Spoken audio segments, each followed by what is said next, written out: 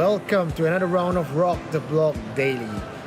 Good news all around today as crypto market is making a recovery, all green. That's also because I believe there's a lot of good news coming out of the blockchain industry. Monaco, his founder was a tech crunch and they tested out the card and it works.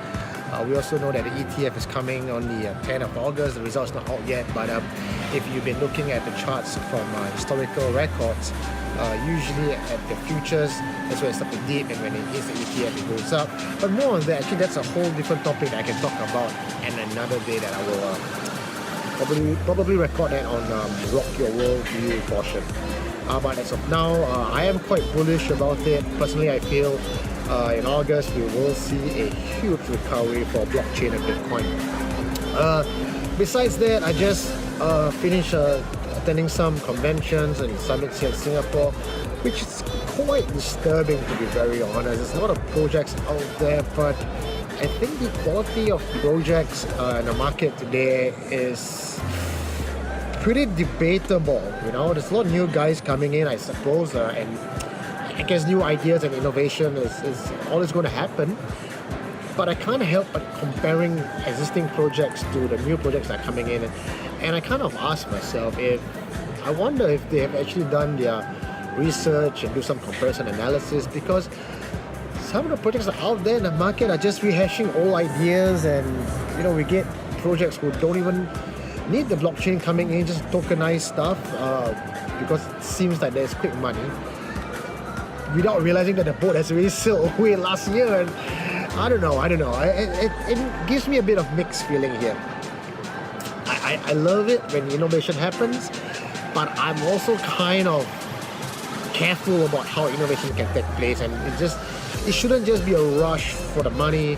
It shouldn't just be dishing out shit projects after shit projects, because overall then the community is not going to be appreciative of it. People's going to get jaded. A legit project just can't cut through the noise and get to the right people. It just makes life a lot tougher for legit projects. And also, besides that, I think we are seeing a huge push in the mainstream side of blockchain adoption. Like I mentioned, Monaco with their cards. In fact, I just covered Monaco. It's reminded at crypto.com last week with the Rock review. So if you want to know more about crypto cards, just go and click the link below where we'll talk about crypto cards. Now, besides that, why I say that blockchain is going to go mainstream, HTC have just announced, or they announced it a while back, but their Exodus range is going to be on the blockchain. The phone is going to handle or accept cryptocurrencies on the phone to make payment easier. It's going to be the first of its kind, although whether it is truly the first or not, again, is debatable, because Serene Labs have launched their Fini, or will be launching their Fini.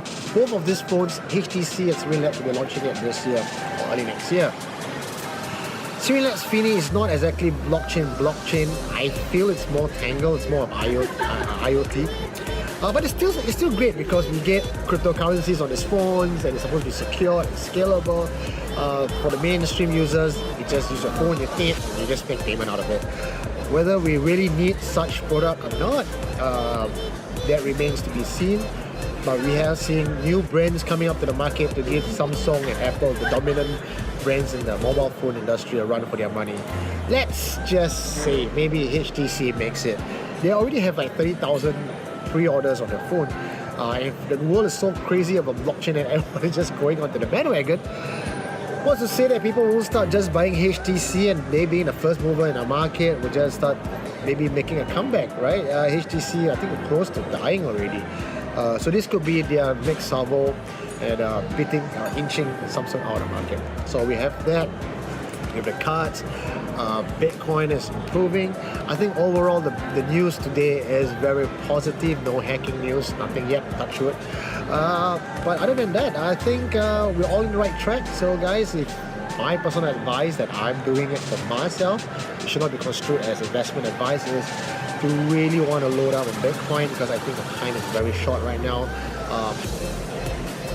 For the stuff that I know, I can't put it into this very short video, but I truly believe August is a time where Bitcoin is going to all the way up.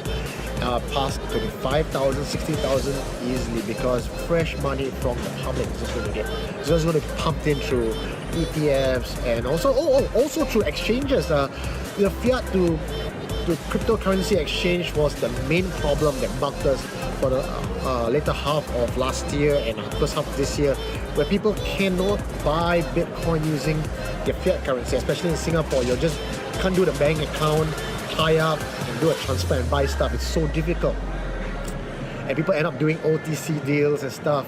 But now that the exchanges are coming to the market full force, not just one but 3 that I personally know allow you to do fiat to crypto conversion, but direct buy-in with your local bank account. So I think that again is going to see fresh funds coming in. Speaking of OTC deal, there is this lady called Tetley.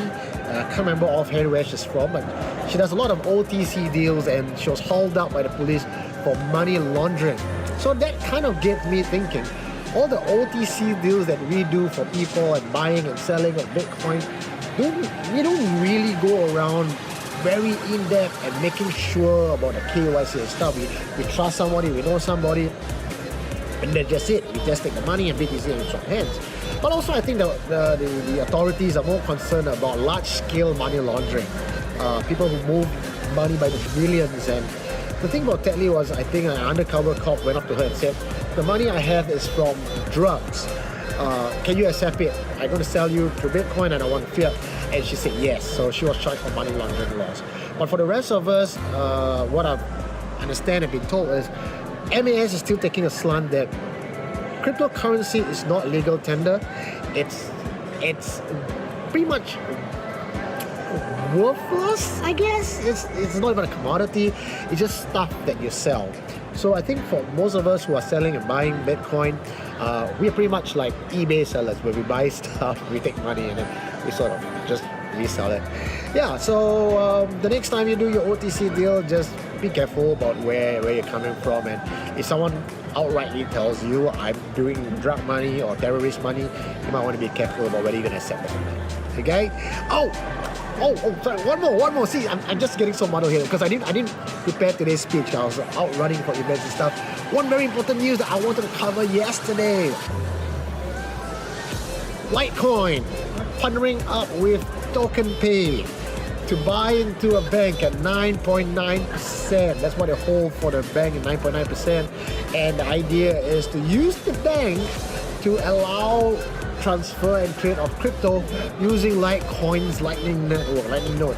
So if we are seeing this as a trend, Litecoin may very well be living up to their promise about being the usable currency for cryptocurrency, and if they have a bank backing it up, they have money there, and the speed of transaction, this is going to be a huge game changer. And also then again, I understand that in the market, there's a lot of people looking at buying banks. So I would not be surprised that since banks right now are not supporting cryptocurrency because they are afraid that we're going to take over the world and topple the central banks, smaller banks are up for sale. And if the crypto community can band together and run their own banks, we might see lesser regulations, and maybe we can regulate ourselves. Yep, so that's all I have for you today on Rock the Block Daily. I'll see you guys tomorrow.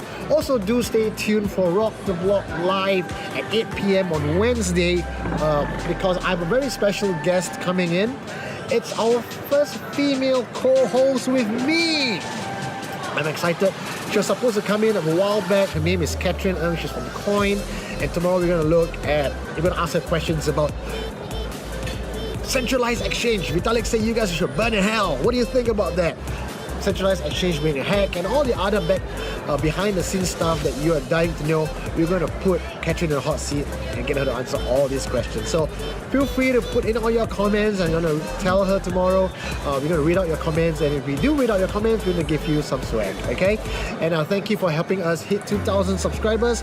Please do like and share this with your friend. The more people who are in this space, the better the interaction, the more vibrant the community, the more we learn from each other as well, okay? Thank you, and I'll see you tomorrow. Bye.